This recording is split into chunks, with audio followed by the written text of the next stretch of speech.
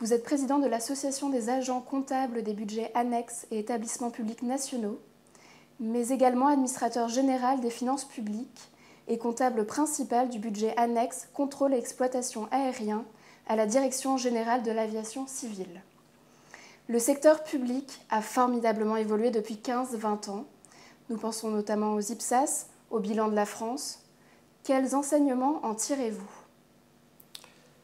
Je commencerai par vous parler un peu du secteur public, parce que c'est un secteur tellement large, tellement grand, qu'il englobe à la fois l'État, les établissements publics nationaux et les collectivités locales. Je vais donc, si vous voulez, pour répondre à votre question, axer plus mon propos sur que s'est-il passé au cours des dernières années dans la sphère publique, mais plus précisément sur l'État et les établissements publics nationaux.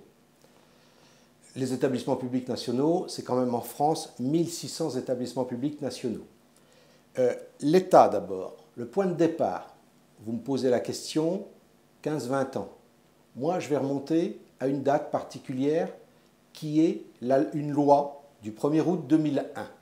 Je vais vous parler à la fois des évolutions du fait du droit et bien sûr, on ne peut pas aujourd'hui, quand on parle de finances, parler du droit sans parler un peu de la technique et sans parler de l'informatique. Alors évidemment, c'est un lieu commun que de parler des évolutions informatiques, j'irai donc très vite, et je préfère axer mon propos sur cette loi, ce point de départ des évolutions, qui est une loi du 1er août 2001, dont les inspirateurs sont Didier Migaud, l'actuel président de la Cour des comptes, et Alain Lambert, qui a eu des fonctions ministérielles et qui est passé ensuite à la Cour des comptes et qui a encore des responsabilités dans la sphère publique aujourd'hui. Donc, le point de départ, c'est que l'État tenait ses comptes dans chacun des points du territoire. Ensuite, cette loi, si vous voulez, elle a eu pour objectif d'essayer, je dis bien d'essayer, vous voyez mon propos, d'essayer de faire rentrer dans la sphère publique la notion de performance. Lorsqu'on mène une politique publique, on doit atteindre un objectif. Et il faut mesurer cette performance-là. Pour mesurer, on a des outils de comptabilité, des outils de finance. L'outil pour l'État a été entièrement revu. Pour les collectivités locales, il faut savoir que depuis plusieurs années, depuis presque plus de 20 ans, le modèle comptable des collectivités locales a évolué, s'est rapproché du plan comptable général, et donc on a aujourd'hui une organisation budgétaro-comptable des collectivités locales qui risque d'être revue lors des prochaines années. Donc cette évolution sur les collectivités locales, elle est encore à venir. Pour l'État, maintenant, eh bien, il faut voir qu'à partir de 2001, on a demandé à l'État de présenter des comptes donnant une image fidèle de son patrimoine et de sa situation financière sur la base d'une comptabilité générale selon les principes exigeants. Ce qui est intéressant, c'est de voir, si vous voulez, à partir de quel concept, à partir de quelles normes, on a modernisé la tenue de la comptabilité générale de l'État. En matière de normalisation, l'État a donc adopté les normes IPSAS, en s'inspirant aussi des normes du secteur privé. Et nous avons dans ces deux domaines-là deux organismes en France, l'ANC pour les comptables privés et le CNOCP, le Comité des normes de comptabilité publique pour le secteur public. C'est donc le CNOCP qui a été, en fin de compte, le levier, qui est aujourd'hui encore le garant des normes qui sont appliquées dans le secteur public. Donc, on voit bien, une nouvelle fois, si vous voulez, que la modernisation, la question que vous me posiez des évolutions, eh bien, elle s'est faite parallèlement, secteur privé, secteur public.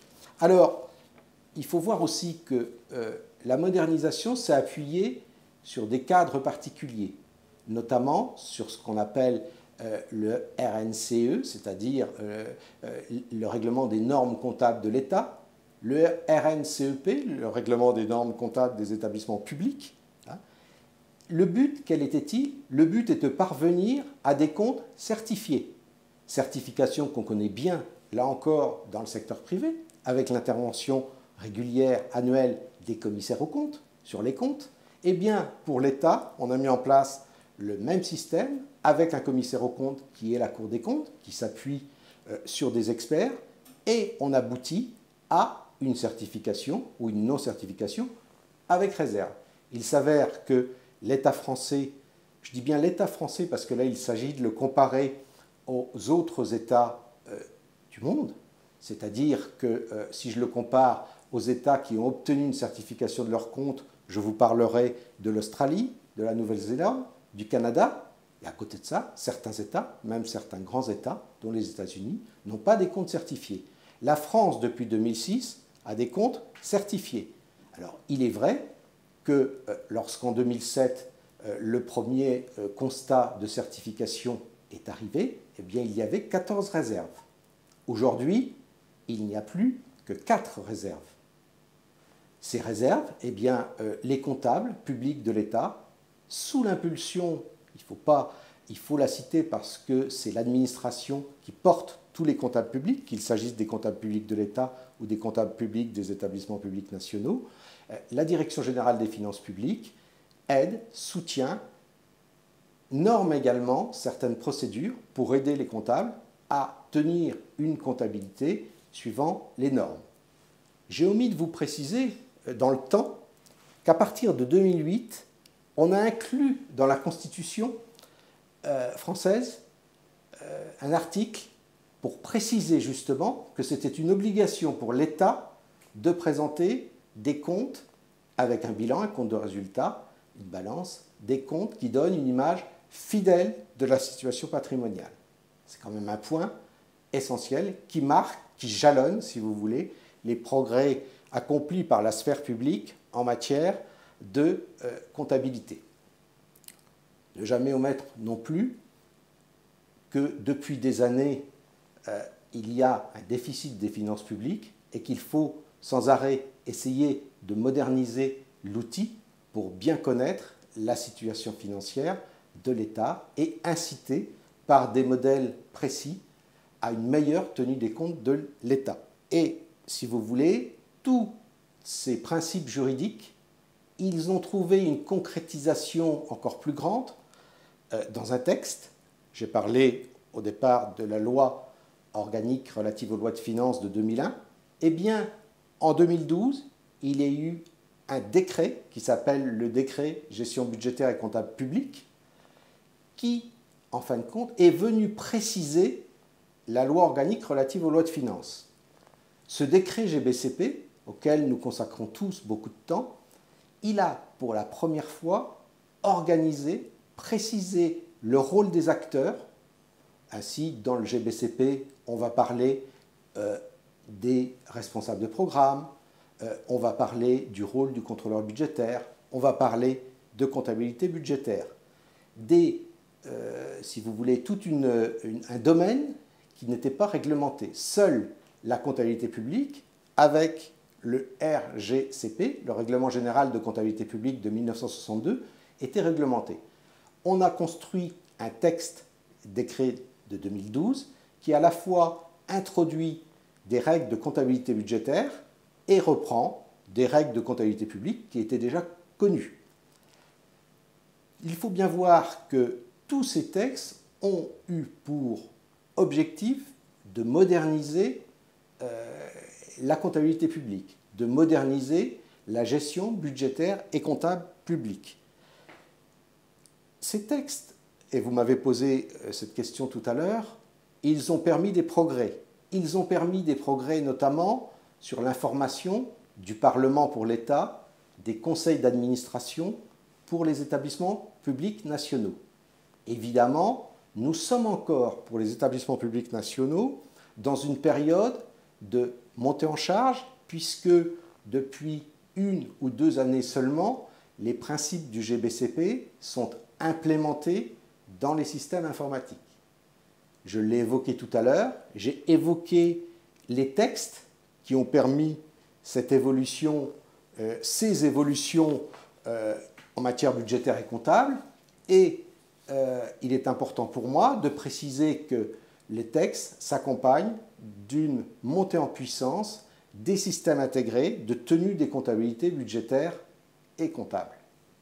Donc, si vous voulez, les objectifs atteints, quels sont-ils? On a aujourd'hui des comptes certifiés, tant pour l'État que pour nombre d'établissements publics, grâce à l'intervention des commissaires aux comptes, qu'il s'agisse du commissaire aux comptes, Cour des comptes pour l'État et des commissaires aux comptes privés pour les établissements publics.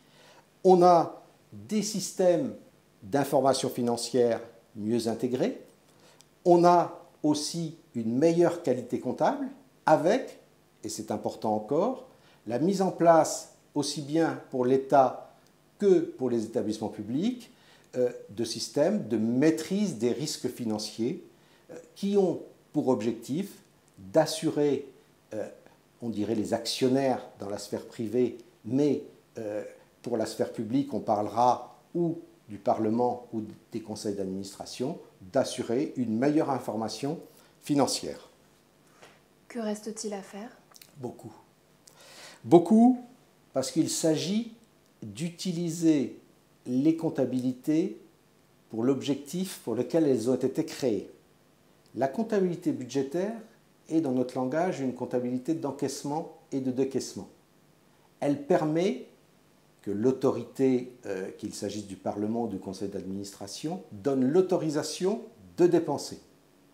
Cette comptabilité budgétaire, elle renseigne sur les encaissements et les décaissements.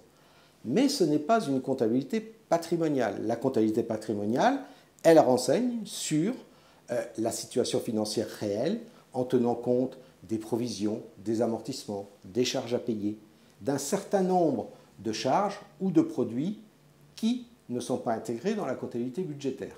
Donc, il nous faut faire du comptable public, si vous voulez, qu'il s'agisse de l'État ou des établissements publics, un partenaire des ordonnateurs. J'ai très peu parlé de cette séparation ordonnateur-comptable, qui est à l'origine, si vous voulez, de l'organisation budgétaire et comptable française, mais ce partenariat entre eux, ou comment dirais-je, cette évolution, ce travail en commun entre l'ordonnateur et le comptable est encore plus indispensable aujourd'hui qu'hier. Je ne voudrais pas terminer, quand vous me dites que reste-t-il à faire, sans parler de mesures très récentes du gouvernement. Le Premier ministre a installé la semaine dernière ce qu'on appelle le comité Action publique 2022. Ce comité Action publique 2022, différents chantiers parallèles sont mis en œuvre avec ce comité. Et notamment, si vous voulez, je ne peux pas oublier la transformation numérique, la dématérialisation, et je ne peux pas oublier non plus un des chantiers qui s'appelle modernisation de l'organisation budgétaire et comptable. Donc, vous voyez bien à travers mon propos à la fois l'actualité de cette modernisation, mais aussi le nombre d'actions qu'il y a encore à mener pour moderniser tout ça, et surtout, je pourrais en parler encore plus longtemps, peut-être moderniser aussi la responsabilité du comptable, puisqu'aujourd'hui, il y a parfois dans la sphère publique un déséquilibre entre la responsabilité de l'ordonnateur et la responsabilité du comptable. Soyons particulièrement optimistes. L'objectif est d'avoir des outils qui renseignent les décideurs pour leur permettre à la fois de gérer, on est dans la sphère publique, les deniers publics d'une manière la plus rigoureuse possible au profit de tous les concitoyens.